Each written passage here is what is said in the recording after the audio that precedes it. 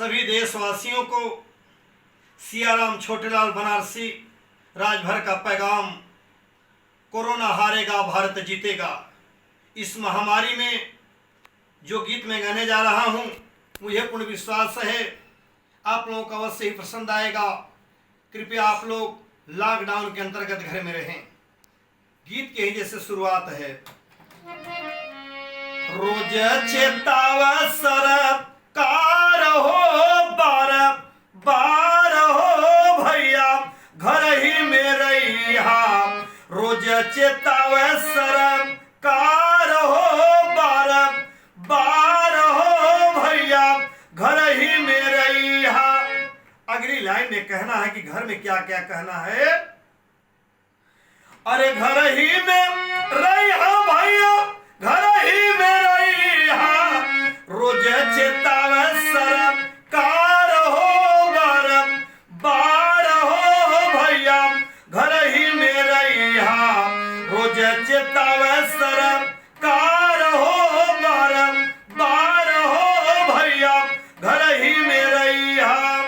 अगली लाइन में कहना है, चलो दुनिया में कोरोना महामारी बा, बंद यातायात लगे लॉकडाउन भारी बा।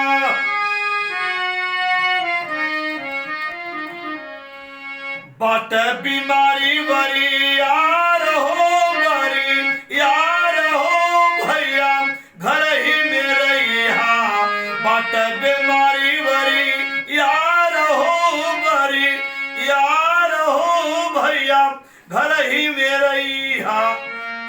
अगली लाइन में कहना कि घर में क्या करिहा।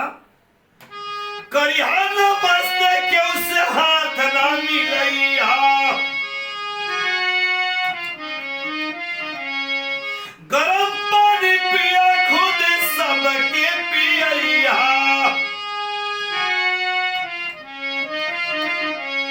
दवा न ये कर तैयार हो, तैयार हो भैया घर ही में रहिया।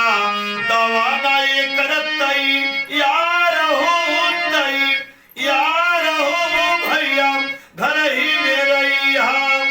अगली लाइन में कहना है पैगाम में, जरूरी काम ताजा कार्यावा करके। जरूरी काम ताजा करके आवा करके। बेरी बेरी हाथ धोवा साबुन से मार के।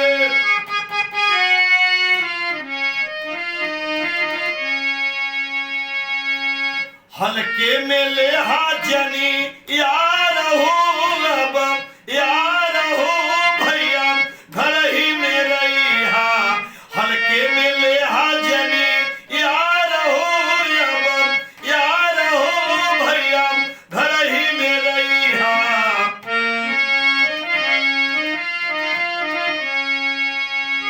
अरे कुछ दिन घर ही में कैला अपने काम के।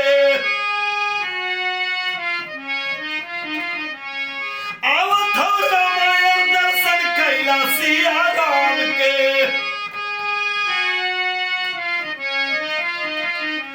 कह छोटे लाल अब तीखार हो, तीखार हो बार हो भैया घर ही में रहिया। कह छोटे लाल अब तीखार हो, बार हो भैया घर ही में रहिया। जय हिंद।